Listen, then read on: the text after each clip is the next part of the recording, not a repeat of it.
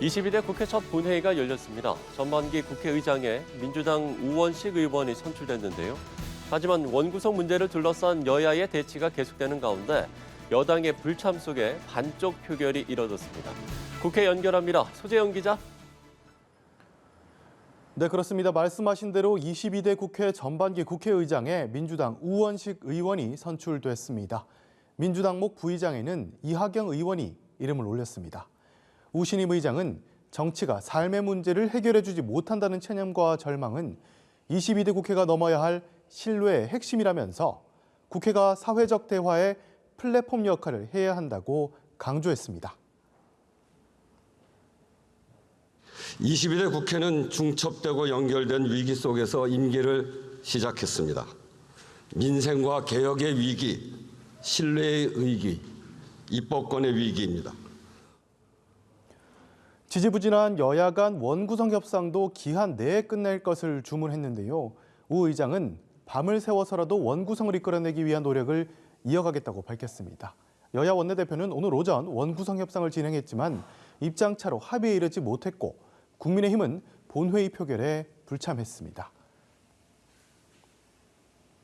국민의힘에서는 오늘 의사 일정 합의 없이 이 본회의가 개최되게 된 것에 대해서 강한 유감을 표했고 서로의 입장을 개진을 하고 의견을 좁히지를 못했습니다. 원구성과 관련된 이야기를 나누었는데요. 합의에 이르지는 못했습니다. 법사위 운영위 과방위의 상임위원장 결정에 있어서 합의를 이뤄내지 못했기 때문에 핵심은 법사위 운영위 상임위원장직입니다. 민주당은 총선 민심을 근거로 국민의힘은 국회 관례를 기반으로 해당 상임위원장직을 가져가겠다고 주장합니다.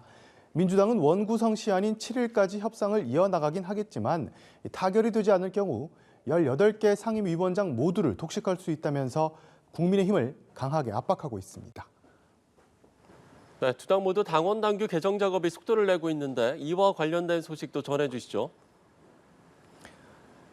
네, 그렇습니다. 여야 모두 당원 당규 개정 작업에 속도를 내고 있습니다. 앞서 국민의힘은 어제 전당대회 룰 개정을 위한 당원 당규 개정 특별위원회를 공식 출범시켰습니다.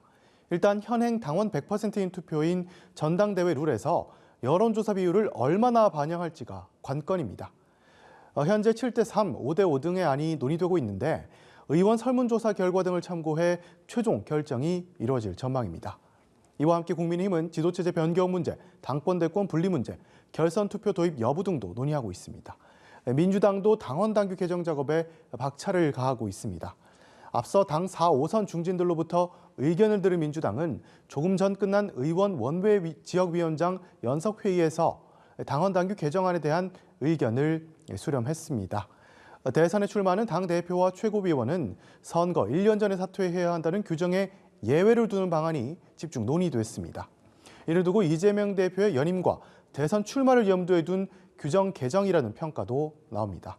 민주당 관계자는 오늘 연석회의에서 국회의장과 원내대표 투표에서 권리당원의 권한을 강화하는 방안을 두고선 조금 더 심도 깊은 논의가 필요하다는 이야기가 나왔다고 밝혔습니다. 다만 큰 틀에선 당원 중심의 대중정당으로 가기로 모두가 뜻을 모았다고 덧붙였습니다. 이 대표는 연석회의 뒤 기자들과 만난 자리에서 의견은 언제나 다양하다면서 의견들을 다 모아서 합리적으로 결정해야 된다고 말했습니다. 지금까지 국회에서 전해드렸습니다.